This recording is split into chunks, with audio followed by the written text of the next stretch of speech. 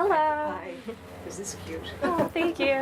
Little Peach's shop has items for little ones and is set up in a little house that was pulled into a parking lot in Lancaster City. I just thought it would be great to come out, and downtown, of course, is a great location. Elise Dombach makes every baby item she sells. Most of her sales are through her online shop. It's always great to see people face to face. It's the first year Lancaster has had the pop-up Christmas shop. It is set up in a parking lot and opened Friday to give shoppers a unique option away from box stores. There is about half a dozen makeshift stores. We prefer this, a lot less stressful. And how about you? It's less crowded. It is definitely less crowded than the mall. Still, plenty of people pass through. Wonderful. We, of course, have great weather, I think 60 degrees, so we couldn't ask for anything better. No Christmas pop-up shopping market would be complete without the chance to buy a tree. It's actually a family business, so my dad had been doing it for about 20-some years, and then I kind of just jumped on and started my own lot. The pop-up shops will be open through December 27th. The little shops will be open primarily Fridays, Saturdays, and Sundays. If you need a Christmas tree, well, they'll be here Tuesdays through Sundays, and your coffee, that's available 7 days a week. Oh, they're so cute.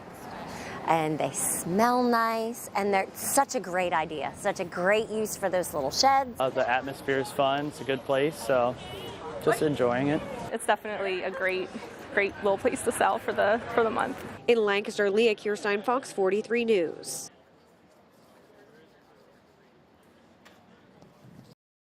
Nowadays, you can find out just about anything on your phone. But at the same time, police can use your phone to find out things about you. Police have a new way to use cell phones to help them in their investigations, but it's been shrouded in secrecy. It's called a Stingray device. It's as small as a briefcase, but it's having a big impact on law enforcement. A Stingray device mimics a cell phone tower. It can force a cell phone to connect and then download and store information. But in the process of trying to get information on one phone, it can also collect information about other phones in the area. Phones of people who are not suspected of doing anything illegal. Andy Hoover is with the ACLU of Pennsylvania. The Stingray device does not discriminate among all people in the area, so it's bringing in data from everybody in the vicinity of the person who the search warrant is for. The ACLU has found police in 20 states have purchased Stingray technology.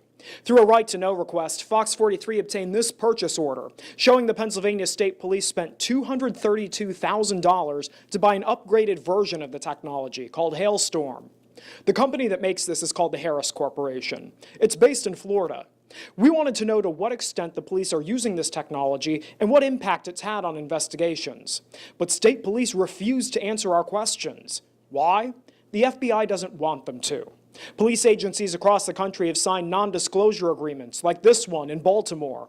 It says not to talk about the technology, even in court. This really is the new frontier when it comes to civil liberties and protecting privacy.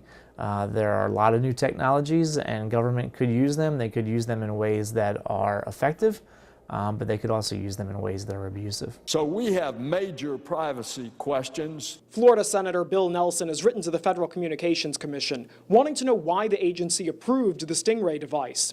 He wants to know whether local police are being trained to get court approval before using this technology. As technology continues to evolve and to explode, of course, these questions of the constitutional right of privacy get a lot more difficult. The Washington Post recently highlighted a case in Florida. Tadray McKenzie was accused of armed robbery. His attorney suspected this technology was used in the investigation. A judge ordered police to show the attorneys the cell site simulator. Instead of doing that, the state offered a plea deal, 6 months probation. I think it creates a lot of problems legally because there's no transparency here. Fox 43 legal analyst Stephen Bright says the law has not kept up with rapidly advancing technology. I think everybody possesses a reasonable expectation of privacy. The question's going to be, are the use of a cell phone or the data that emanates from the cell phone, is that protected? Is that protected under the Fourth Amendment? State police sent us a prepared statement about cell site simulators. Police say they only target cell phones after getting a court order from a judge. They say they don't record conversations, read texts, or store information. It's something that could be used properly. It's just important that good guidelines are in place. During the hunt for accused cop killer Eric Freed, police say they used cell phone tracking technology early in the investigation. That helped them find his campsite and his cell phone.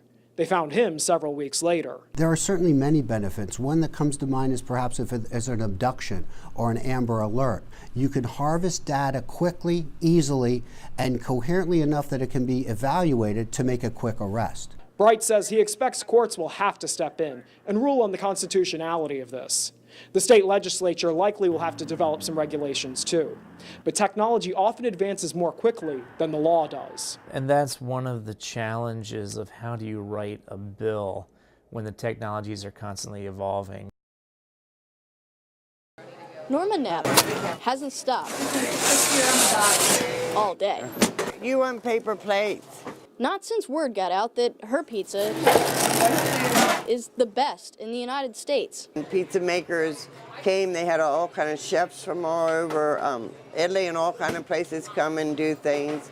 And then you could compete in New York style, or you could compete in wood-fired oven, Neapolitan style. Based on taste, presentation, and originality, Norma's New York style pizza won first prize at the Caputo Cup USA pizza making competition. I never felt that way before, but it was like I was floating.